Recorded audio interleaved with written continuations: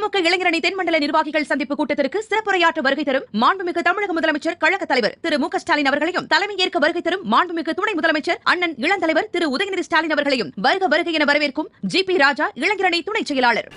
கடலென திரண்டிருக்கக்கூடிய அன்புக்குரிய கழக செயல் வீரர்களே, நண்பர்களே, ஈட்டி முனைகளாக மட்டுமல்ல, இந்த நாட்டினுடைய திருப்பு முனைகளாகவும் காட்சியளித்துக் கொண்டிருக்கக்கூடிய என் பாசத்திற்கும் பேரன்பிற்கும் உரிய இளைஞரணியின் எண்ணரும் இனிய நண்பர்களே, என் உயிரோடு கலந்துள்ள தலைவர் கலைஞர் அவர்களின் உயிரினும் உயிரான அன்பு உடன்பிறப்புகளே, உங்கள் அனைவருக்கும் என்னுடைய அன்பான வணக்கம். இங்கே கூடியிருக்கக்கூடிய உங்களை எல்லாம் பார்க்கும்போது மற்றவர்களுக்கு என்ன தோணும்னா, திமுகனா பிரம்மாண்டம், அதிலே இளைஞரணினா பிரம்மாண்டம், இன்னும் சொன்னா உதயநிதினா அதைவிட பிரம்மாண்டம்.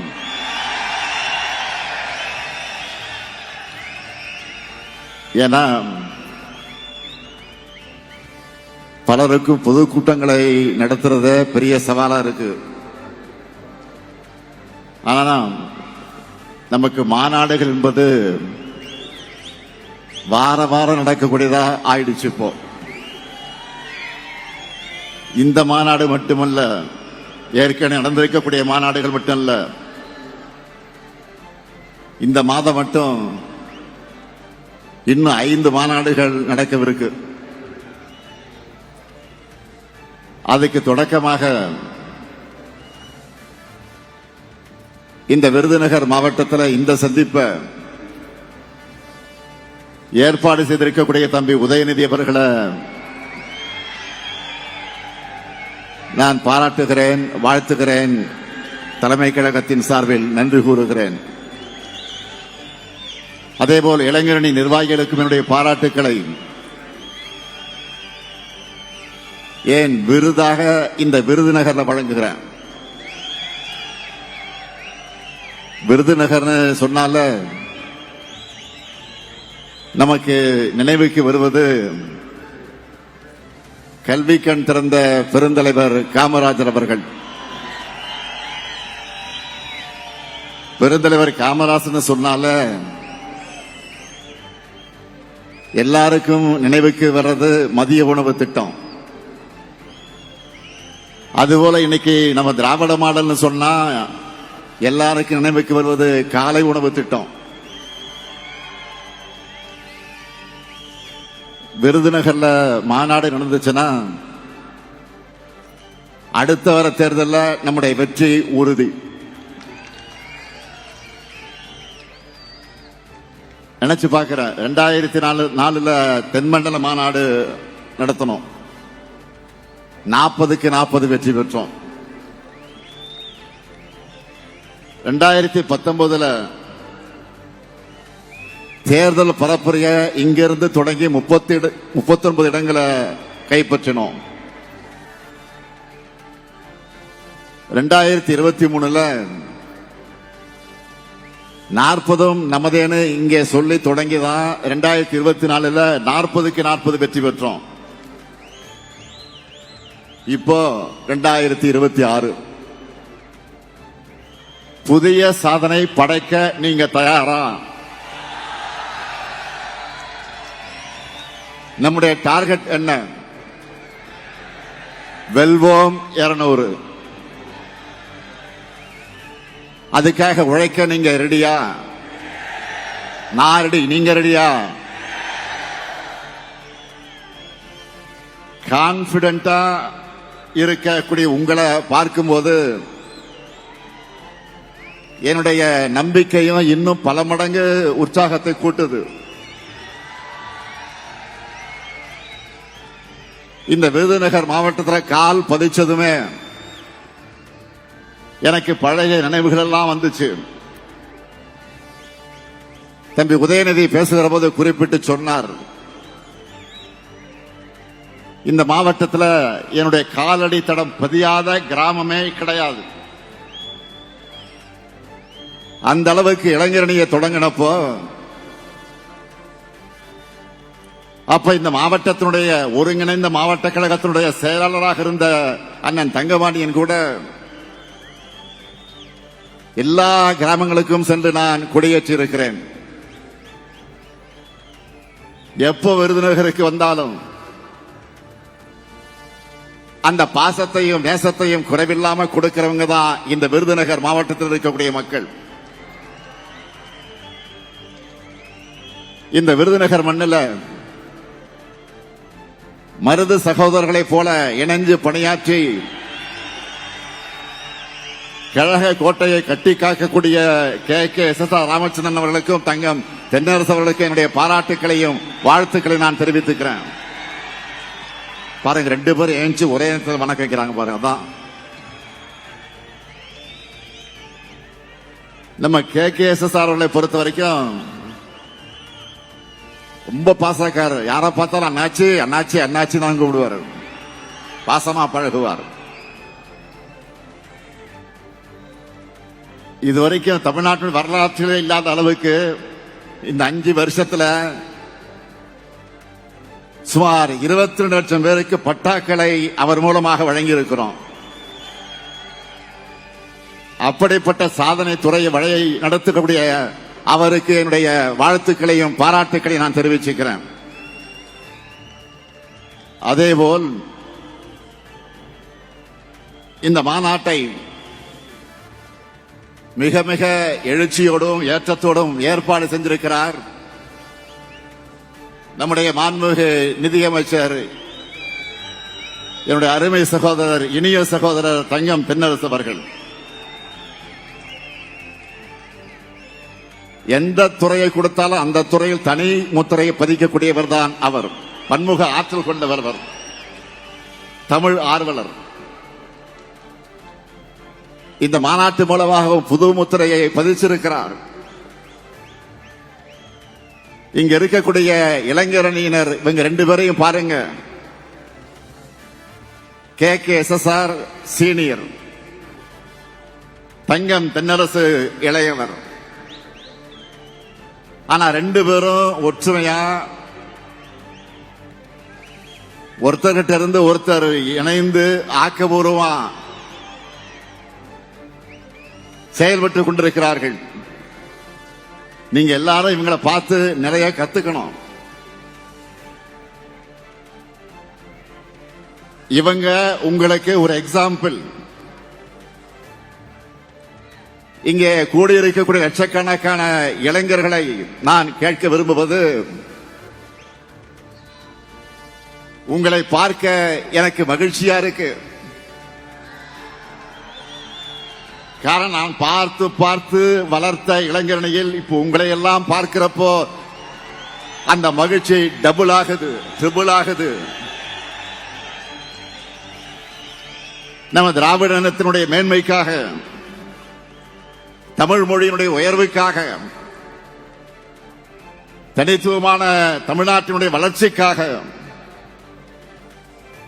உங்களை எல்லாம் கொள்கை பிடிப்போடும் கழக பற்றோடும் வளர்த்தெடுக்கிறார் நம்முடைய இளைஞரணியின் செயலாளர் மாண்புமிகு துணை முதலமைச்சர் தம்பி உதயநிதி அவர்கள்.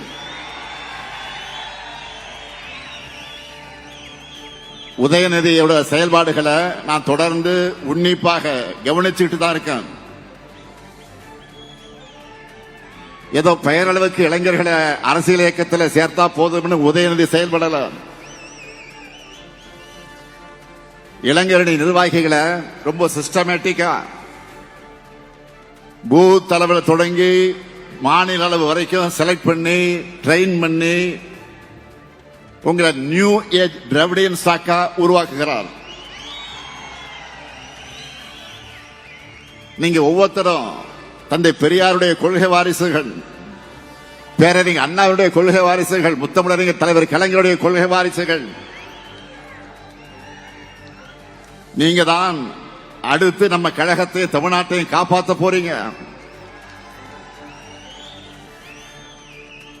நான் வருகிற வழியில செல்போனில் மாநாட்டு நிகழ்ச்சிகளை எல்லாம் கவனித்துக் கொண்டு வந்தேன். சிவா பேசிக் கொண்டிருந்தார். அவர் பேச்சை கேட்டபோது அதை நான் சொல்ல வேண்டும், நானும் அதை வலியுறுத்த வேண்டும் என்று முடிவு செய்துதான் இந்த மேடைக்கு வந்தேன். உங்களை எல்லாம் இந்த மாநாட்டுக்கு அழைப்பு விடுத்து நான் வெளியிட்ட வீடியோவில் 3 விஷயங்களை குறிப்பிட்டிருந்தேன். அதுல முதல் விஷயம், எதுக்காக திராவிட முன்னேற்ற கழகம் தொடர்ந்து இயங்கணும் என்பது. நம்முடைய அடிப்படை கொள்கைகள் என்ன? சமூக நீதி, சுயமரியாதை, மாநில சுயாட்சி, மொழி உணர்வு, இன உணர்வு. மொழி உணர்வையும் இன உணர்வையும் எடுத்துக்கிட்டா நம்முடைய தாய்மொழியான தமிழுக்கு பல்வேறு காலகட்டங்களில் ஆபத்து வந்தப்போ கடுமையாக போராடி தடுத்திருக்கிறோம். ஆனாலும் மும்மொழி கொள்கைங்கிற பெயர்ல இந்தி மொழியை திணிக்கக்கூடிய ஆபத்து இன்னைக்கும் நம்ம தலைக்கு மேல தொங்கக்கூடிய கத்தி இருக்கு, தொங்கிக்கிட்டு தான் இருக்கு. மொழியை அழிச்சா நம்முடைய அடையாளத்தை அழிச்சிடலாம்னு நினைக்கிறாங்க. அதை முறியடிக்க நீங்க வேணும். அடுத்து முக்கியமான கொள்கை சமூக நீதி. நீங்க எல்லாரும் நல்லா படிச்சா எங்கே பெரிய அளவில் முன்னுக்கு வந்து அதை தொடர்ந்து டிகிரி வாங்கி இருப்பீங்க. உங்க அப்பா அம்மாக்கள்ல பலர் படிச்சிருப்பாங்க. ஆனா உங்க தாத்தா பாட்டி அவங்களுடைய நிலைமை என்னவா இருந்துச்சுன்னு நினைச்சு பாருங்க. நமக்கெல்லாம் கல்வி எதுக்குன்னு ஒதுக்கி வச்சிருந்தாங்க. வேலைகள்ல நமக்கு இடம் கிடைக்காது, இருக்காது. அந்த அநீதிய இடஒதுக்கீட்டால உடைச்சு சமூக நீதிய நிலைநிறுத்தணும். ஆனா இப்போ நீட் போன்ற தேர்வுகளை கொண்டு வர்றது பழைய நிலைமையை உண்டாக்குறாங்க. இதை தடுக்க உண்மையான வலிமை உள்ள ஒரே இயக்கம் நம்முடைய இயக்கம் தான். அதுக்கு தான் நீங்க வேணும். அடுத்து நம்ம உயிர் கொள்கை மாநில சுயாட்சி. மாநிலங்களுடைய கூட்டமைப்புக்கு தான் இந்தியா. இந்தியா என்பது ஒரு கூட்டமைப்பு. இங்க கூட்டாட்சிக்கு எவ்வளவு மதிப்பளிக்கணும் நம்ம தொடர்ந்து சொல்லிக்கிட்டு இருந்தாலும் மாநிலங்களுக்கு அதிகாரங்களே இல்லாத நிலைமைதான் இருந்துச்சு. அவ்வளவு ஏன் மாநில முதலமைச்சர்களால கூட விடுதலை நாளில் கூட தேசிய கொடியை ஏற்ற முடியாத நிலைமைதான் இருந்துச்சு. இன்னும் நிறைய பிரச்சனை. இதையெல்லாம் போராடி இந்த நிலைமைகளை மாற்றி ஓரளவுக்காவது அதிகாரங்கள் மாநிலங்களுக்கு கிடைக்கிற மாதிரி செஞ்சோம். அதனாலதான் மாநில கட்சிகளால ஆட்சியை பிடிக்க முடியும்னு இந்தியாவில முதல்ல ஆட்சி அமைச்சு காட்டினதை இந்த திமுக தான், மறந்துடாதீங்க. நம்ம தமிழ்நாட்டுக்கு மட்டும் இல்ல, இந்தியாவில் இருக்க அத்தனை மாநிலங்களுக்கு நம்ம உரிமைகளை பெற்று தந்திருக்கிறோம். ஆனா இப்போ மீண்டும் மாநிலங்களோட அதிகாரங்களை ஒன்றியத்தில் கொண்டு போய் குவிச்சிட்டு இருக்காங்க. மாநிலங்களை முனிசிபாலிட்டி போல மாத்தணும்னு துடிக்கிறாங்க. மாநில கட்சிகளை இருக்கக்கூடாதுன்னு பாஜக செயல்படுது. ஆனா அவங்களால தொட முடியாத ஒரே மாநிலம் தமிழ்நாடு தான். இதை பாதுகாக்க நீங்க தேவை. அடுத்து நம்முடைய உறுதி கொள்கை என்ன? சுயமரியாதை. இடுப்புல கட்டியிருந்த துண்டு தோளுக்கு வந்த வரலாறு அது. தன்மானம் தான் உயிர் மூச்சுன்னு தமிழினம் தலை நிமிர்ந்த வரலாறு. ஒவ்வொரு தனி மனிதனுடைய சுயமரியாதையை காப்பாற்றி தமிழ்நாடு தலை நிமிர்ந்து நின்னா இப்ப அடிமைகளும் துரோகிகளும் எதிரிகளும் கூட சேர்ந்துகிட்டு ஒட்டுமொத்த மாநிலத்தோட சுயமரியாதை அடகு வைக்க முயற்சி பண்றாங்க. அதனால்தான் தமிழ்நாடு தலைகுனியாது என்று சொல்லக்கூடிய தெம்பும் திராணியும் நெஞ்சுரமும் கொண்டிருக்கக்கூடிய ஒரே இயக்கமாக நம்முடைய திராவிட முன்னேற்ற கழகம் விளங்கிக் கொண்டிருக்கிறது. சுயமரியாதையை விட்டுக் கொடுக்கும் கூட்டத்தை வீழ்த்த நீங்க எல்லோரும் தேவை. அதனாலதான் சொன்னேன், தமிழ்நாட்டுக்கும் தமிழினத்துக்கும் திராவிட முன்னேற்ற கழகத்திற்கும் என்றும் நீங்கள் தேவை. உங்களை போன்ற உடன்பிறப்புகள் எண்ணிக்கை அதிகமானா ஒரு நூற்றாண்டு மட்டுமல்ல, இன்னும் பல நூற்றாண்டு காலத்திற்கு திராவிட முன்னேற்ற கழகத்தை எந்த கொம்பனாலும் தொட்டு கூட பார்க்க முடியாது.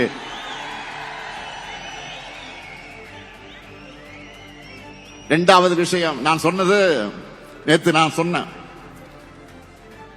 இளைஞர்களால் நீங்க எவ்வாறு கொள்கையுடன் செயல்படணும்,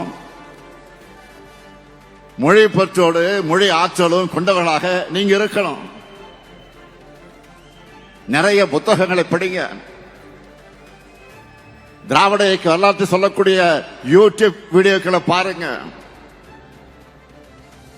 நம்ம இயக்கத்து அறிஞர்கள் பேச்சுக்களை கேளுங்க. பஸ்ல ரயில்ல டிராவல் பண்ணும்போது நீங்க தினமும் ஒரு மணி நேரம் அதற்காக செலவு பண்ணுங்க. உங்க சிந்தனைகளை கோர்வையா எழுதி பழகுங்க. யாரோ எழுதுனதை ஃபார்வர்ட் செய்யறதை விட நீங்க எழுதுனதை அடுத்தவங்க ஃபார்வர்ட் செய்யணும்.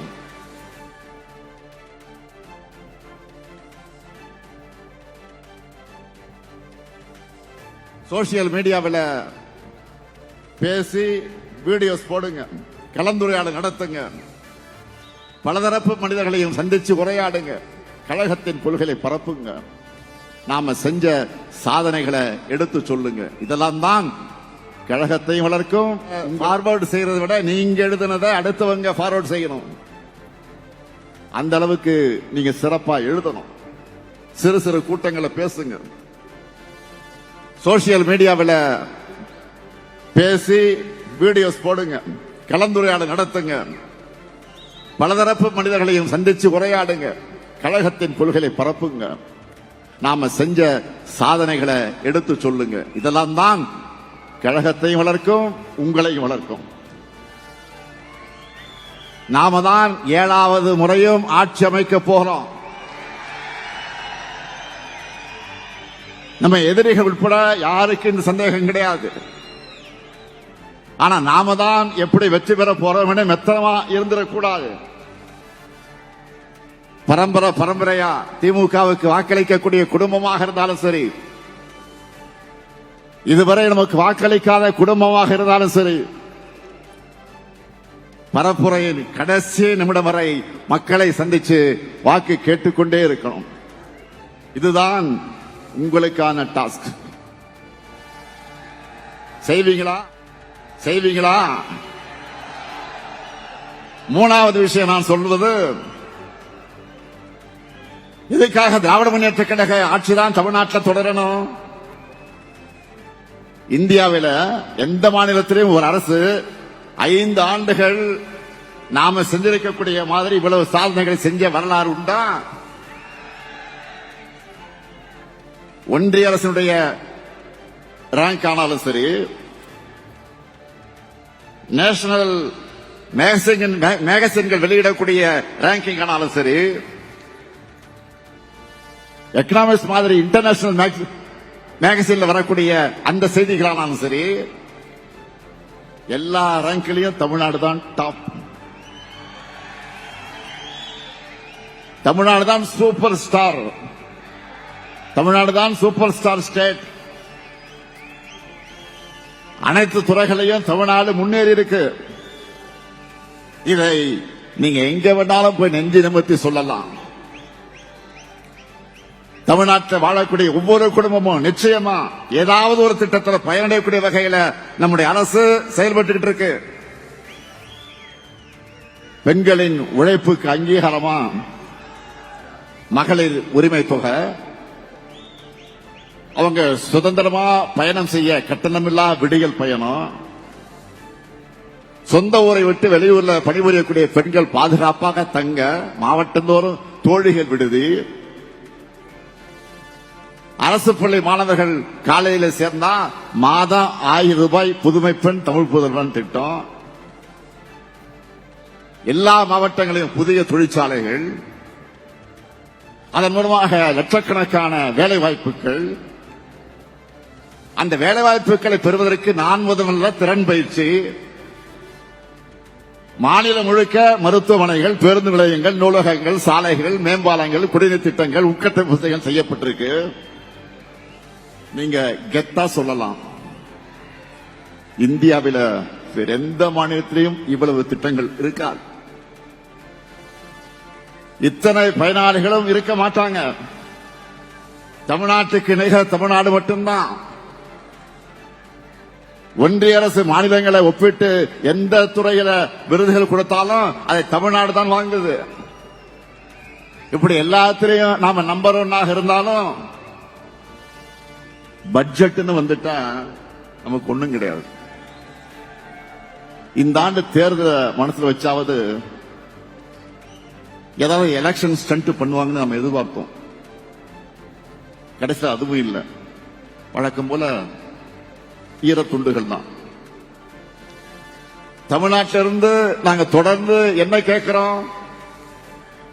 எங்களுக்கு நியாயமா சேர வேண்டிய கல்வி நிதியை கொடுங்க, மெட்ரோ நிதியை கொடுங்க, பேரிடர் நிவாரண நிதியை கொடுங்க, ஜல் ஜீவன் திட்டத்துக்கான நிதியை கொடுங்க, புதிய ரயில் திட்டங்களை கொடுங்க, ஓசூர் விமான நிலையத்துக்கு அனுமதி கொடுங்க, வரி வருவாய 50% கொடுங்க, நீட்ல இருந்து விலக்கு கொடுங்க, மதுரை எய்ம்ஸ் மருத்துவமனை கட்டி கொடுங்க, தொகுதி மறுவரையில் தமிழ்நாட்டினுடைய தொகுதி அளவு குறைக்கப்படாத நாடாளுமன்றத்தில் வாக்கு கொடுங்க, கீழடி அறிக்கை கொடுங்க.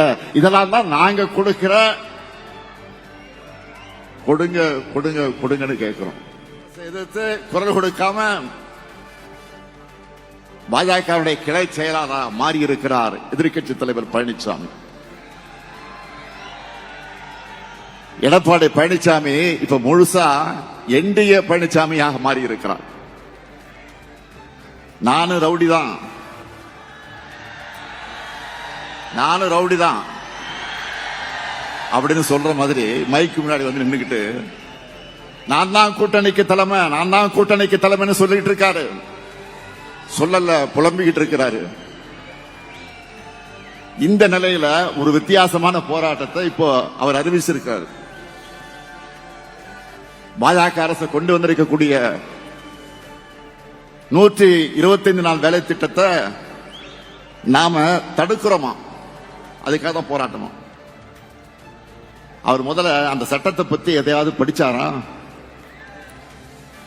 அந்த சட்டத்தோட பேரை அவரால் சொல்ல முடியுமா?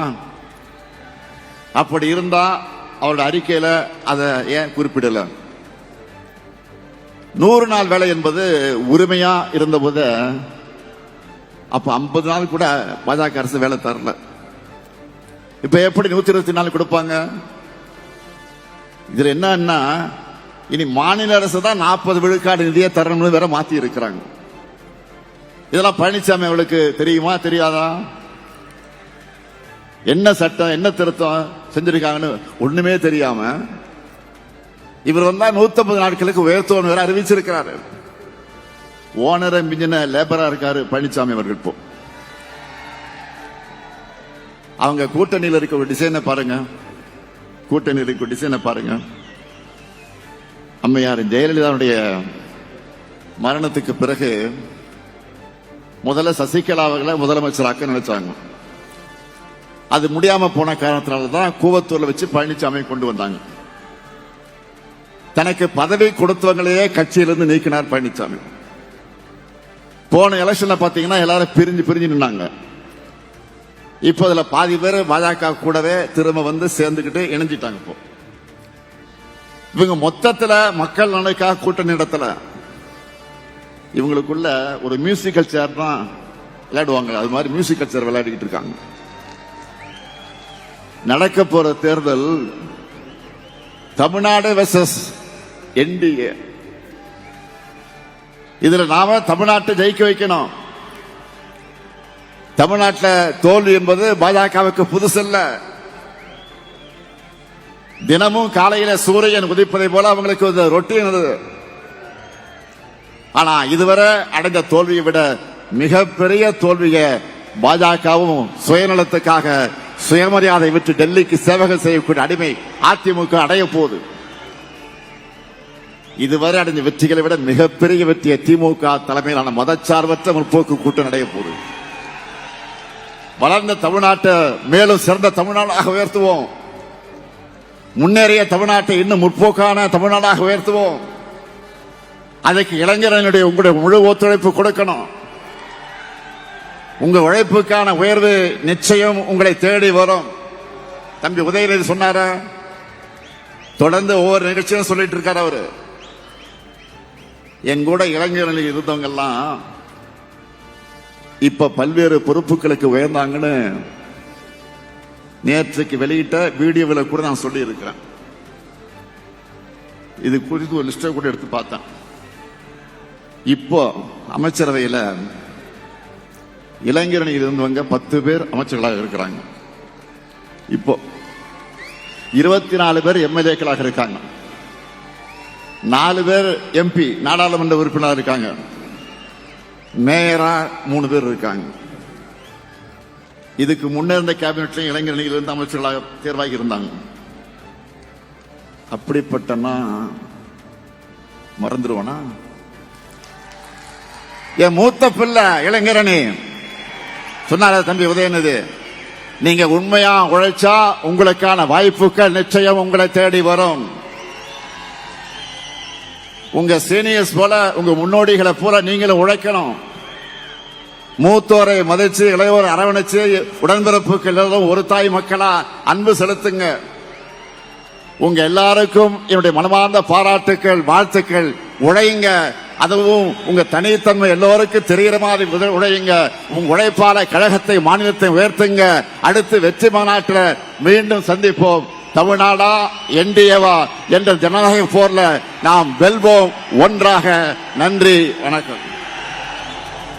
திமுக இளைஞரணி தென்மண்டல நிர்வாகிகள் சந்திப்பு கூட்டத்திற்கு சிறப்புரையாற்ற வருகை தரும் மாண்புமிகு தமிழக முதலமைச்சர் கழக தலைவர் திரு மு.க.ஸ்டாலின் அவர்களையும், தலைமை ஏற்க வருகை தரும் மாண்புமிகு துணை முதலமைச்சர் அண்ணன் இளந்தலைவர் திரு உதயநிதி ஸ்டாலின் அவர்களையும் வருக வருகை என வரவேற்கும் ஜி.பி. ராஜா, இளைஞரணி துணை செயலாளர்.